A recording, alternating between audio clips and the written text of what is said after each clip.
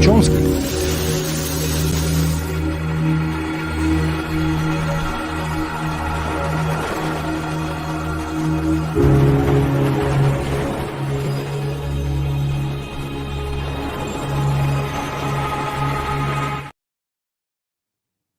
Boa noite, família do Espiritualidade na Ação. Estamos, portanto, agora, hoje, no estúdio do ICL em Brasília. Eu estou aqui em Brasília e aqui no estúdio do ICL, transmitindo o Espiritualidade na Ação. Você que está participando de qualquer lugar do Brasil ou do mundo, dê seu like aí, participe e motive os seus parentes, amigos e todo mundo que você ama a também participar desse momento de debate Espiritualidade na Ação. Hoje, o tema ele é muito interessante. É um tema novo, é um tema bastante provocador e é um tema que merece nossa reflexão. Espiritualidade, autoridade e pós-modernidade. Estará comigo, conversando com o convidado, o advogado Azaf. Cadê o Azaf Lucas? Vai aparecer agora para saudar o povo. O Azaf está aí no estúdio. Eu estou aqui de Brasília, Azaf está de São Paulo. Pois não, Azaf, pode cumprimentar o nosso povo. Boa noite, pessoal. Boa noite, Frei. Queria dizer que é uma honra estar mais uma vez participando do Espiritualidade na Ação. E esse é um tema mesmo muito importante, muito relevante para o nosso debate atual. A pós-modernidade, que às vezes parece uma coisa tão abstrata, mas está muito presente no nosso dia a dia, que vale a pena de ser debatida para até entender um pouco mais sobre esse tema. Neste novo formato e nessa nova proposta do Espiritualidade na Ação, uma das sacadas nossa é lançar vários jovens nesse processo de estar no diálogo, na conversa. Estamos, no fundo, formando na prática juventude para um serviço grande do debate e de momentos como este. Portanto, o Azaf é advogado e está, portanto, nesse processo de empoderamento na comunicação. E ICL é, hoje, o empoderamento da comunicação, sem dúvida nenhuma. Olha só, volto a dizer, você do Brasil ou fora do Brasil, dê aí o like, mande o link para que seus amigos, seus parentes entrem também no debate. O nosso grande convidado de hoje é um companheiro franciscano lá do Rio Grande do Sul, lá do Rio Grande do Sul. É o Frei Patrício Sereta. Cadê o Frei Patrício? Boa noite, irmão. Olá, boa noite, Frei. Boa noite, Azaf. Como estamos? É uma alegria para mim também estar aqui no ICL e estar com vocês, dialogando sobre esse tema que creio ser relevante, seja pelo aspecto da espiritualidade, porque é algo que também nos move, e seja pelo aspecto da pós-verdade, que é um tema que hoje permeia as relações, permeia diversos ambientes. Então, é uma alegria, sim, poder dialogar com esse tema nesse programa tão importante também, que é a espiritualidade em ação. Isso, Frei Patrício, bem-vindo nesse momento especial. Eu só peço um favor do seu. Um detalhezinho técnico. Vire sua câmera. Isso. Vamos ter, então, Patrício em outro formato. Ótimo, aparecendo mais inteiro para todo o Brasil. Frei Patrício, olha só. Eu vou fazer uma provocação. Você é um frade franciscano. E entre os frades franciscanos, tem aqueles frades que optam para ser também padre, e tem aqueles frades franciscanos que se contentam plenamente em não ser padre, ser um frade franciscano tranquilo, sem estar preocupado em ministrar sacramentos. E você é um chamado entre nós irmão, todos somos irmãos, mas você é um frei franciscano que não se ordenou padre. E é normal que o Frei franciscano, que não se ordena padre, também não investe muito em estudo. E você tem mestrado e doutorado, é isso mesmo ou eu estou enganado?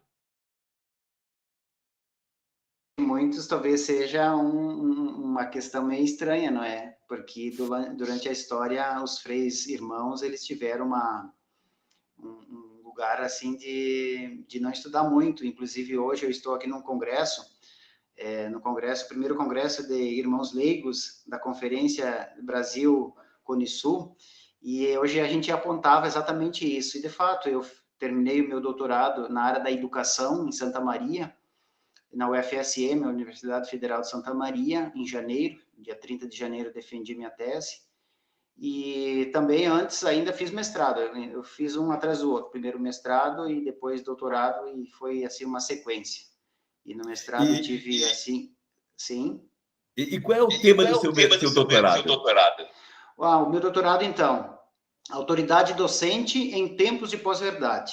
Esse é o tema que me interessou a pesquisar, por várias questões. Primeiro, pela pós-verdade mesmo, porque a pós-verdade é um tema que permeia, como eu falei, todas as nossas relações, e a gente pode, em seguida, já partilhar um pouco o conceito de pós-verdade, mas principalmente autoridade docente, porque hoje há uma dificuldade, e é interessante o doutorado, Frei, porque a gente, quando começa a fazer um doutorado, a gente tem uma compreensão das coisas. Depois, conforme vai aprofundando o estudo, a gente vai tendo outra compreensão. Então, o próprio tema da autoridade, eu pensava no início que era muito mais essa relação de estudante, entre os estudantes e o professor, e depois a gente foi tendo uma outra compreensão, que é muito mais esse conhecimento que o professor vai desenvolvendo, e é essa autoridade, porque a autoridade não é dada para alguém, ela é conquistada, ela é construída. E aí eu me apoio na Hannah Arendt, que é uma autora também que trata, ela inclusive tem um texto específico sobre o que é autoridade, onde ela faz a distinção. E o outro autor que eu me apoio para pensar a autoridade docente em tempos de pós-verdade é o Gadamer, que é um alemão que fala sobre a hermenêutica filosófica. Então, a minha tese é na área da educação, mas ela permeia também a filosofia da educação. Se faz necessário pensar esse tempo a partir da filosofia. A filosofia faz perguntas, a filosofia desconfia daquilo que é dito de maneira de senso comum.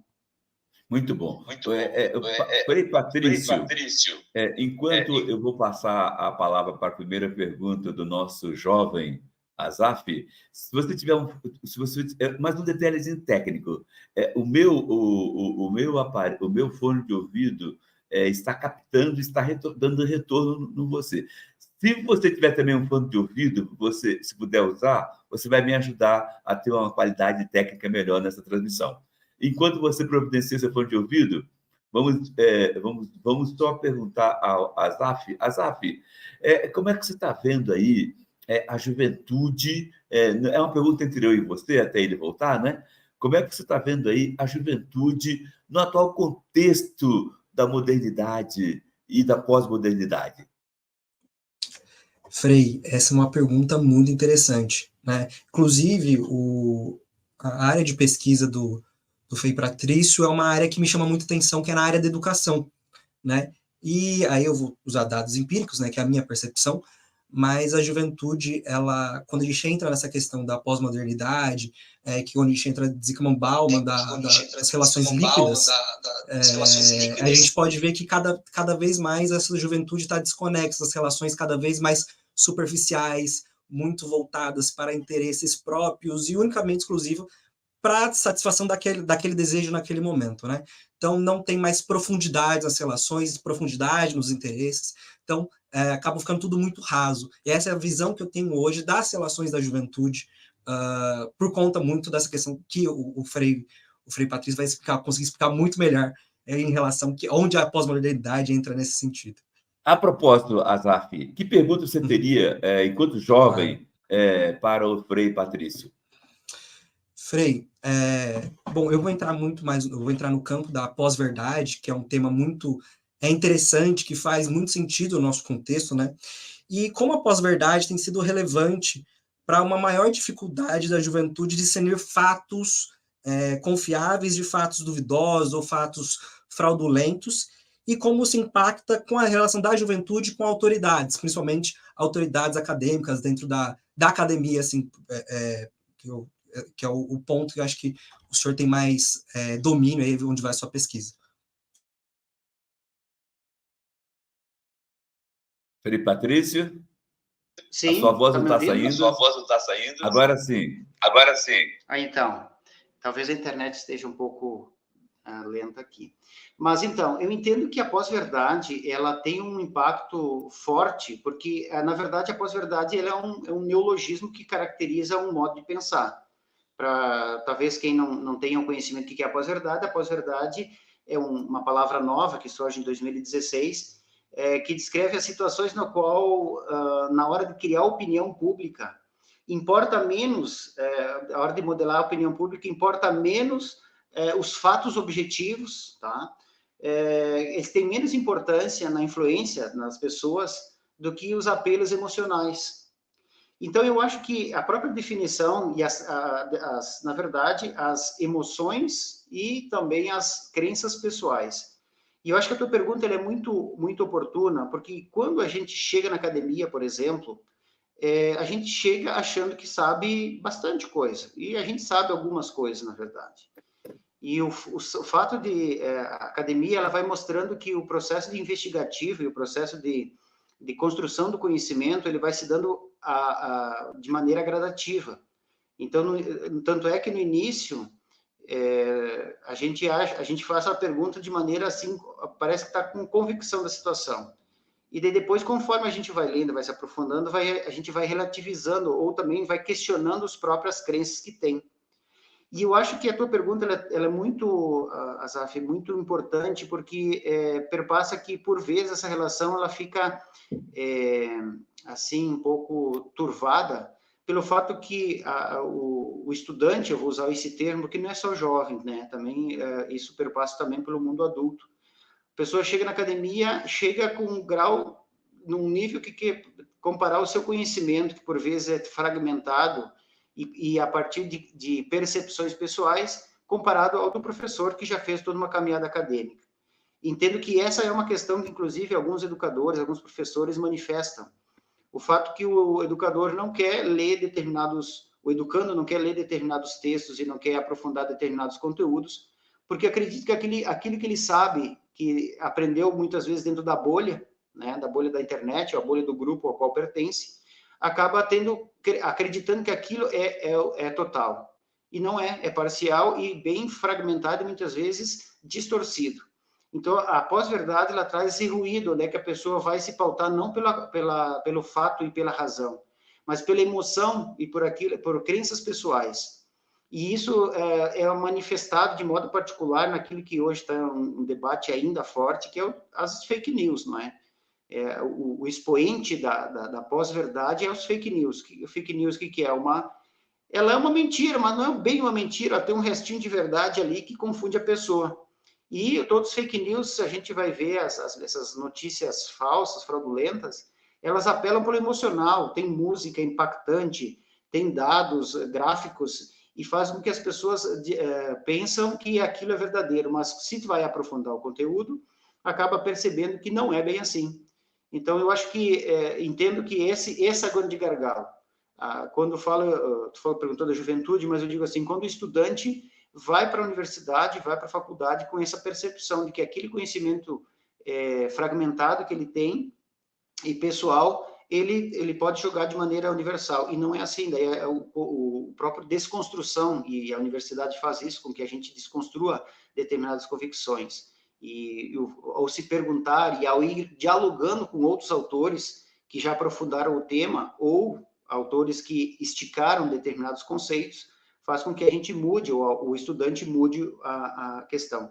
Então, eu acho que o embate, e aí a partir de relatos de professores, vai se dar nesse nível mesmo de percepção da própria realidade. E é intencional, acho que isso também é importante dizer. Não é algo gratuito, é intencional que é feito esse movimento de questionar as próprias universidades, o próprio conhecimento científico foi muito questionado até há pouco tempo, e ainda é, no caso. Só que agora está um pouco, me parece um pouco, assim, não está tão na vitrine, né? Não sei se te respondo, mas eu tenho essa percepção para o teu tema. Frei Patrício, veja só, na sua percepção, na sua experiência de frade franciscano, e alguém que tem um enriquecimento espiritual forte a partir desse homem, Francisco de Assis, e esse homem é a maior figura da humanidade, né, após Jesus Cristo. Como você imagina que a espiritualidade pode iluminar todo mundo que está envolvido, a juventude e todo mundo que está envolvido ou que são vítimas da pós-verdade? Como a espiritualidade pode iluminar na sua percepção? Então, eu entendo que a espiritualidade... Aqui acho que uma questão importante antes de adentrar na tua questão, Frei. Primeiro que, pensando academicamente, a gente vai sempre partir de um conceito, ainda que o conceito ele limita um pouco as questões, do que se fala quando fala em espiritualidade mesmo, né? O que a gente está dizendo quando a gente fala de espiritualidade? Então, por vezes, a gente pode confundir espiritualidade com prática religiosa. E aqui é uma situação que nem sempre quem faz uma prática religiosa, ela vivencia uma espiritualidade. E aí a gente tem alguns autores, por exemplo, o próprio autores assim consagrados, né, que ao longo do tempo, o Gustavo Gutierrez, por exemplo, é um autor que eu gosto, e conversando um pouquinho, ele tem a ideia de que a espiritualidade é uma atitude vital, uma atitude vital, ela é global e sintética, que dá forma à totalidade e a cada detalhe de nossa vida. É meio complexo, né? Parece, mas ela é muito interessante. Por quê? Quando a gente fala de espiritualidade, a gente está pensando numa atitude vital, ou seja, é uma prática de vida. É algo que diz respeito à vida dos seres humanos. Quem vivencia uma espiritualidade parte dessa dimensão da própria vida das pessoas, do ser humano, né? É uma questão vital. A vivência da espiritualidade pulsa a vida. Ele também é sintética. Por exemplo, né, Frei, os franciscanos dizem paz e bem. A paz e bem tem essa palavra que é sintética. Quando fala paz e bem, remete a toda uma história, a todo um conhecimento, a toda uma compreensão de mundo que Francisco de Assis tinha e que expressava o paz e bem. Mas o Gustavo Gutierrez vai dizer também que dá forma à totalidade, ou seja, não é uma opinião pessoal, ela é totalidade, ou seja, remete para algo maior e permeia cada detalhe da vida. Eu acho que também quando a gente fala de espiritualidade é importante pensar sobre outro aspecto, é a capacidade e o modo de organizar toda a nossa vida, sabe? Essa capacidade é um pensamento que transcende o eu individual. E aí eu já vou adentrando na tua questão, Frei, porque quando se fala em espiritualidade, a gente por vezes abre mão do individual em vista do coletivo, porque é esse coletivo que também nos identifica, é esse coletivo que nos faz forte, é no coletivo da universidade, no coletivo de sala de aula que a gente acaba pensando e avançando enquanto humanidade. Enquanto que fica na percepção pessoal, acaba que por vezes a gente pode fazer aquilo que me dá na telha. Hoje tem um termo que é muito usado, faz sentido para ti? Mas não é só que faz sentido para ti, é para além do faz sentido para ti, porque senão a gente fragmenta. Ou ainda é uma questão de mística. Eu acho que quando fala de espiritualidade, a gente adentra numa questão de mística. A mística tem a palavra mística, tem a palavra mistério. A palavra espiritualidade adentra num mistério, para algo que vai para além daquela compreensão puramente racional.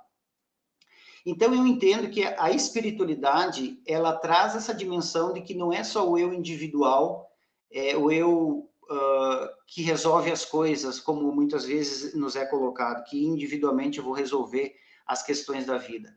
A espiritualidade, ela vai trazer uma dimensão de coletividade. Tanto é que hoje tem dados bastante abundantes que mostram o adoecimento da humanidade como um todo, principalmente pós-pandemia, do quanto que as pessoas elas estão com questões psíquicas bastante agudas. E tem outros estudos que mostram que a vivência da espiritualidade, ou seja, um modo de ser que aprofunda e que vai para além, dá esse sentido de coletivo. Eu não estou sozinho, não sou sozinho, eu estou com, me abre. A espiritualidade, o bonito da espiritualidade é que ela abre a vivência do outro. E enquanto que a pós-verdade ela faz justamente, questiona essa coletividade, essa percepção daquilo que, por vezes, a razão diz. Ela trata uma questão muito só do emocional. E aí, por isso que é importante fazer a distinção entre espiritualidade e prática religiosa. Quando se vai fazer uma prática religiosa, seja ela qual for, por vezes a gente pode até adentrar numa dimensão emocional. Só que não é isso, isso é só, ela afeta o indivíduo enquanto emoção, mas a espiritualidade ela vai para além. Então, entendo que a espiritualidade ela tem muito a dizer para esse nosso tempo e tempo de pós-verdade, porque nos traz uma dimensão de que as coisas elas se dão de maneira mais ampla. Elas têm essa capacidade e modo de organizar toda a vida do ser humano, né? É um pensamento totalizante, como eu acabei de dizer. E que transcende o próprio indivíduo, ele vai para além. Saber que quando eu sou mais feliz quando eu sirvo, por exemplo, é um princípio básico que os franciscanos usam, que nós usamos. O servir, a gente é mais feliz porque a gente acaba partilhando da própria existência. Francisco de Assis fez essa experiência de doar-se totalmente para o pobre, para o outro, para aquele que... Mas tem um detalhe, não pode esquecer de si. Se eu estou bem, eu vou conseguir acessar o outro. Eu acho que essa é uma dimensão profunda e verdadeira e que as pessoas podem viver uma espiritualidade por vezes sem religião, né? Verdade. Azaf, na sua visão, na sua experiência, como a espiritualidade pode iluminar a pós-verdade? Frei, acho que isso é uma pergunta muito interessante. E para mim, que não sou um religioso como o senhor e o Frei Patrício, isso me traz momentos de reflexão muito, muito importante. Eu acho que os nossos líderes espirituais têm que se mostrar como receptivos, né, e abertos a ouvir os nossos anseios, e estou falando como fiel, né? Os nossos anseios, as nossas dores, nos acolher e dar amor, que é aquilo que a palavra de Deus nos determina, né? Que é dar amor, que Deus é amor, e assim a gente vai tratando essas questões da pós-verdade e vai trazendo a luz, né? Somente o Espírito Santo consegue nos iluminar e nos trazer a visão do que seria mais adequado para uma vida, não só como indivíduo, mas também em coletividade, né? E aí eu me apeguei a uma fala do Frei Patrício, que é o olhar para além do que faz bem, se faz sentido para ti. Eu acho que isso é uma coisa relevante, que não precisa ser só sobre mim, mas sim sobre a coletividade também, né? Um olhar para o todo, eu acho que é uma forma da gente superar essa questão, e que a espiritualidade é uma ferramenta indispensável para que a gente possa superar esse momento de crise que vivemos na nossa sociedade. Entendi, muito bom, muito bom. Frei Patrício, veja só, é possível fazer alguma relação entre autoridade, pós-modernidade e espiritualidade? Ou seja, estamos num programa chamado Espiritualidade e Nação. Na sua visão, é possível fazer alguma relação entre autoridade, pós-verdade e espiritualidade? Como é que o Patrício está vendo? Perfeito. Precisaríamos um programa e meio para falar sobre isso, Frei. Precisaríamos um programa e meio para dissertar sobre essa relação, essa trindade aí, essa trindade estranha. Eu acho que sim, Frei, na medida do possível que a gente tenha, como eu falei no início, compreensão um pouco esclarecida sobre as coisas. Eu acho que o problema da questão toda é de que hoje a gente discute as coisas de maneira muito... A gente quer responder de maneira simples aquilo que é complexo, e não funciona dessa forma. O que quer dizer com isso? Que, por exemplo, falando de pós-verdade ainda, a pós-verdade é uma relação da pós-modernidade. A pós-modernidade prometeu para o ser humano felicidade, alegria, dinheiro, prometeu um monte de coisa. E aí acabou que não conseguiu cumprir com essa promessa de felicidade plena. E houve então, a pós-verdade vem para justamente confundir mais um pouco a cabeça das pessoas. E eu acho que quando fala de autoridade, no senso comum, a gente logo vai lembrar de força. Quando tem autoridade, tu te impõe, faz a voz mais forte, você faz cara feia para o outro, e o outro vai ter medo de você. A autoridade, entendeu? Ah, vem chegando a autoridade, vamos levantar todo mundo agora. Antigamente no colégio era assim, né? Hoje em dia não é mais. Ou seja, tem que ter clareza também do que consiste. E eu gosto de partir desse princípio que fala de autoridade, a partir da compreensão dos dois autores que eu mencionei anteriormente, que é a Hannah Arendt, que ela vai lembrar que a autoridade é conhecimento. Ela até tem um texto chamado Que é Autoridade, e ela vai lembrar que a autoridade não se é outorgada, ou seja, alguém que se diz ter autoridade, alguém que exerce um cargo de função, não necessariamente ele tem autoridade. E o Gadamer vai dizer que a autoridade é reconhecimento. Então, eu gosto muito de pensar autoridade sobre esses dois aspectos. A autoridade é conhecimento e reconhecimento. O conhecimento vai se formando conforme o tempo vai lapidando, e quanto que a gente vai também buscando eu vou falar assim, leitura, porque é muito pouco, mas a realidade da vida também traz um certo conhecimento, que a análise também vai salientar isso. Ou seja, a autoridade diz respeito a um conhecimento que tu vai adquirindo ao longo da vida. Tanto é que, na tradição, de modo geral, de todas as matrizes religiosas, a bênção está com aquele que é mais velho, porque ele é sábio.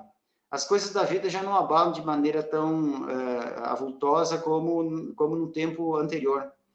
E eu digo assim, ó, por vezes a juventude tem uma sabedoria também, por mais que seja jovem. Ele traz uma sabedoria do seu tempo. E, ao mesmo tempo, essa necessidade do reconhecimento, que não é só aceitar as coisas de maneira passiva. O reconhecimento perpassa por um olhar e ver aquilo que ainda não foi visto naquilo que é dado. Então, a autoridade, por exemplo, docente, ela perpassa por um reconhecimento do conhecimento que o professor desenvolveu. E por mais que alguém queira negar o conhecimento que o professor desenvolveu, ele tem e ele é autoridade naquilo que ele formou-se. No caso, nós aqui, cada um tem a sua formação, nós somos autoridade naquilo que a gente se formou e aquilo que a gente buscou.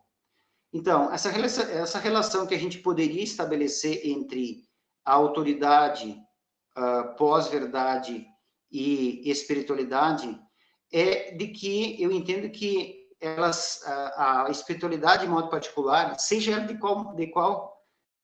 qual matriz for, ou de qual compreensão for, mas a espiritualidade, ela traz essas duas dimensões, uma necessidade de um reconhecimento, seja de um transcendente, e traz a necessidade também de um conhecimento que precisa ser adaptado ao seu tempo.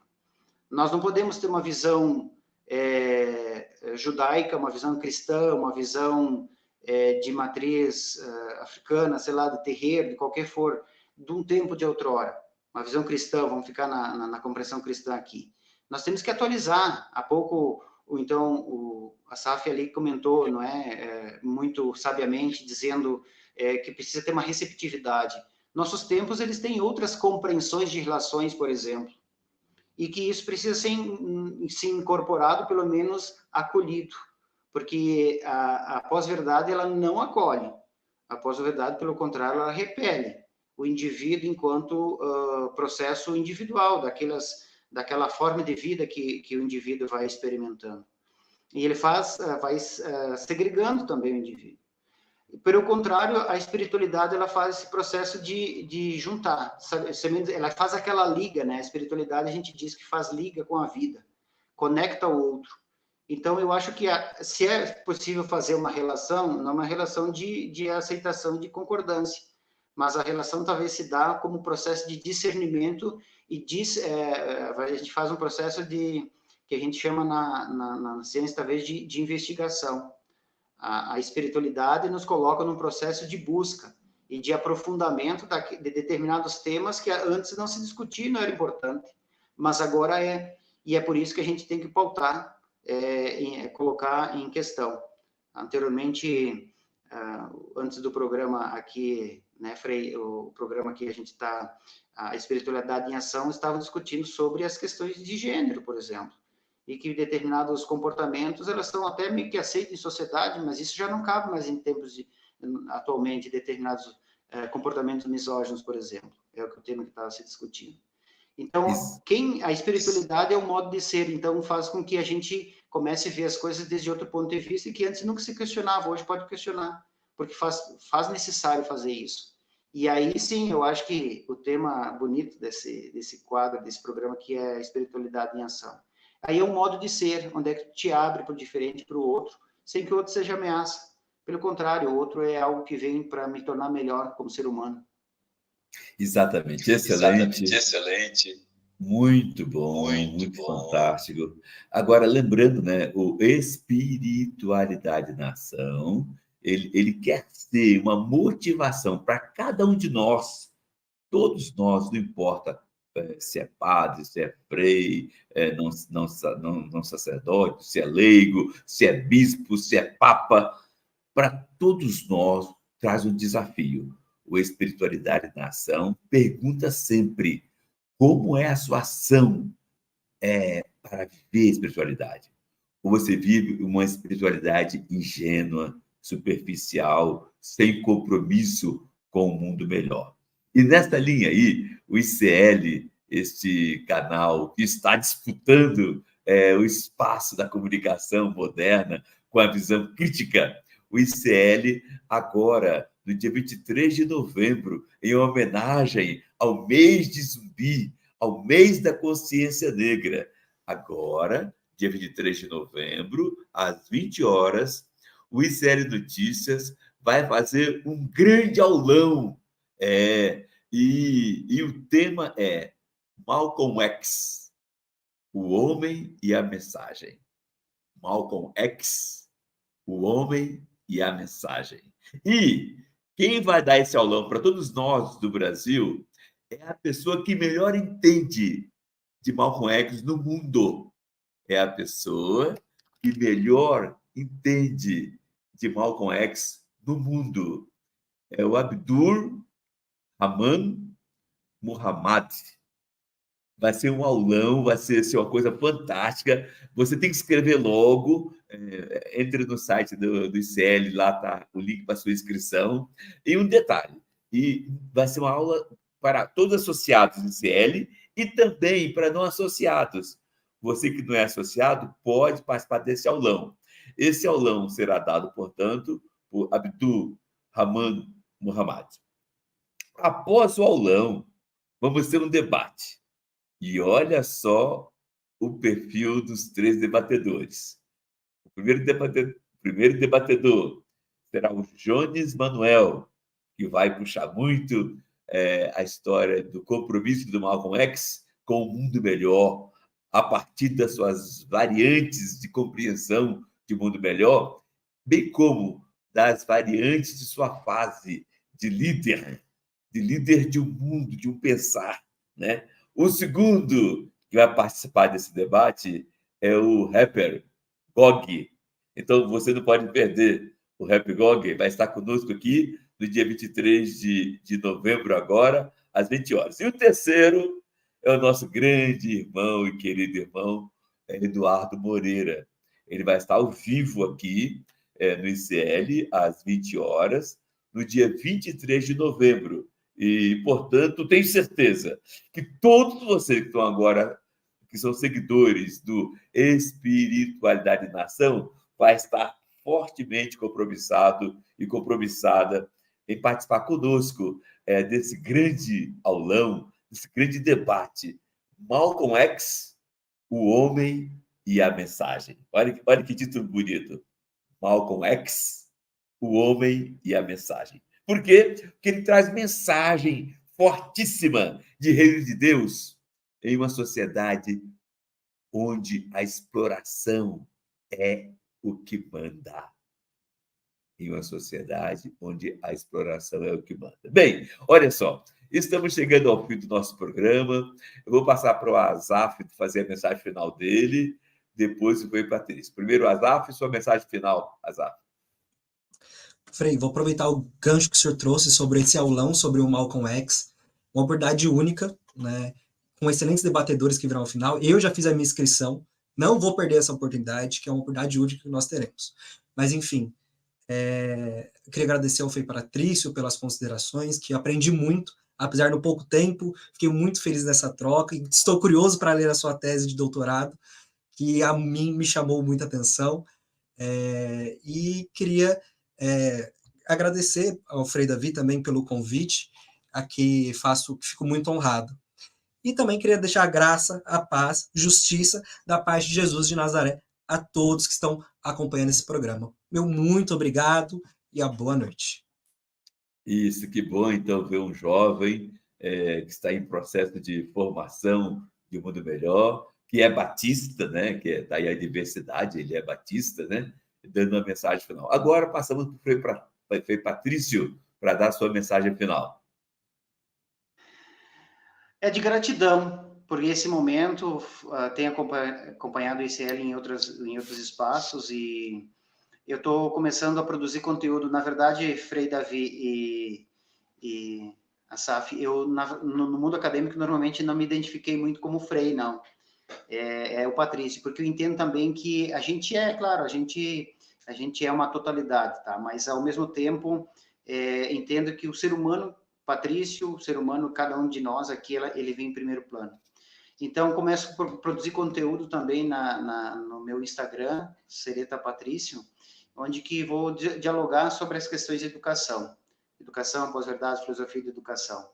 Então, eu agradeço a possibilidade de dialogar sobre esse tema que, para mim, é muito caro e diz respeito à educação também. A gente não precisa jogar fora a espiritualidade, o modo de ser, quando se fala em educação e se fala em conhecimento. Pelo contrário, eu entendo que aqui há uma potencialidade para nós, enquanto pessoas, que a gente poderia desenvolver e aproveitar no processo educativo de todos os seres humanos. O ser humano que tem uma espiritualidade introjetada dentro de si, ou seja, assimilada, é um ser humano que também age e reage diferente na sociedade.